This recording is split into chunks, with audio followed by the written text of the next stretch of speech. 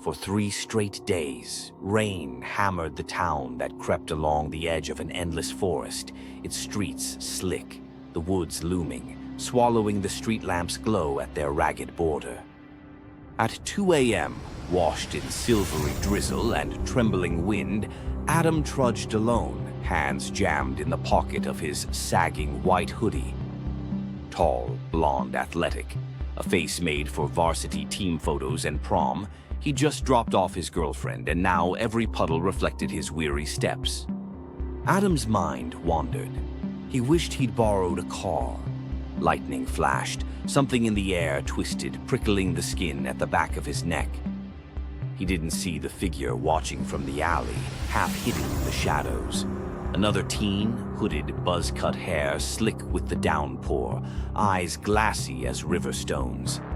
Matthew, 18. Killer's smile just curled on the edge of his mouth. He licked his lips, hunger, anticipation. Matthew waited, breath shallow, hand ghosting over the metal in his waistband. The ritual was as intimate as it was methodical. He watched Adam's focus collapse into the glow of his phone. Perfect prey. By the time Adam registered the presence behind him, it was too late. The cold iron of a pistol pressed at the back of his skull. Don't scream. You make a sound and I'll paint this alley with you. Adam's heart hammered. He tried to twist, but a sharp jab sent him sprawling onto the cold, wet ground. Arms out. Now. Adam obeyed, panic scraping inside his chest. Matthew's hands, deft, practiced, zip-tied his wrists behind his back, ankles shackled tight. He jammed an apple-shaped gag between Adam's teeth until Adam gagged. The taste of rubber soured on his tongue. On your feet, we walk. Any noise, any stalling, you're dead before you hit the ground. They moved into the woods, rain sheeting from the leaves. The forest here was old, labyrinthine. Trees arched above in tangled crowns, prickly blackness broken only by wind's whistle and Adam's panicked breathing. Branches grabbed at his clothes, slicking mud up his shins. Every step felt like sinking further from safety, further from the world he knew. Hours bled away. Adam's legs shook. Why me? Is this a robbery? Just take my money, take my shoes. Don't kill me, please, please. He tripped for the third time, plunging forward. Matthew grunted, voice dangerous. Stop stalling, I'm hungry and your dinner. Adam's panic frayed to wild terror. He tried to run, but fell hard, mud soaking his jeans. Matthew scowled, dragged him up by the back of the hoodie. The forest cleared suddenly, a hidden meadow. Moonlight licked across black, wet grass.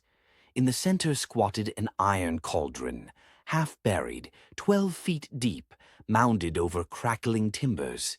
Steam coiled into the rain. A pungent broth simmered, thick with herbs and root vegetables. On the mud-shined ramp, the shadows of old drag marks scarred the ground. Matthew spun Adam to face him, produced a cruet of oil, a jar of spices, his movements precise, ritualistic. He stripped Adam to his boxers, poured oil over trembling shoulders, scrubbed seasonings down Adam's spine. He's going to eat me. Oh God, this is real. He's done this before. Oh God, please let me wake up. Into the pot, Adam. You make a fine meal. Adam shook his head, tears burning his cheeks. The woods closed around the clearing, muffling everything, screams, prayers, hope. Matthew's patience snapped. He shoved Adam up the ramp, forced him into the broth. Adam thrashed, legs convulsing against the heat, skin searing where the boiling liquid kissed flesh. Let it sink in. I like to savor the aroma. Matthew crouched beside the cauldron, eyes shining with a mad, fevered glee. For him, eating had never been about hunger. It was about power, control, filling a gnawing emptiness he'd carried since 13. I remember my first. Jeremy McNeil. He tried to mug me behind the football field in 8th grade. We fought. He hit his head on a rock, dead just like that. I panicked, dragged him to the creek, cut him open with my dad's old hunting knife. It started as necessity, but when I tasted the meat, some part of me awoke. I wanted more. And he'd had more.